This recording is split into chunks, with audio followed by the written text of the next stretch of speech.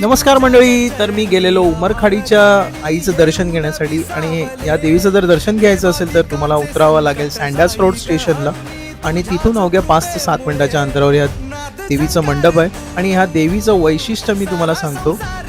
तर ह्या देवीचं कधी आगमन किंवा विसर्जन सोहळा नसतो आणि गेले 55 वर्षापासून ही एकच देवी तिथे स्थापित केली जाते, जी फोल्डिंगची आहे. आणि ह्या देवीचे जे डोळे आहेत हे ऑस्ट्रेलियावरनं आयात करून मागवलेले आहेत. आणि ह्या देवीचं अजून एक वैशिष्ट्य म्हणजे ही देवी जी आहे ही 1 वर्ष उभी असते आणि 1 वर्ष अशी वाघावर बसलेली असते. तर मित्रांनो, ह्या देवीचं खूप असं मी नाव ऐकलं आणि मी बघायला गेलो. याचा जर पूर्ण व्हिडिओ जर तुम्हाला बघायचा असेल तर माझ्या यूट्यूब चॅनलला आहे. आणि तुम्हीसुद्धा लवकरात लवकर या जी वैशिष्ट्यपूर्ण देवी आहे उमरखाडीची आई, तिचं दर्शन घेण्यासाठी तुम्ही लवकरात लवकर जा.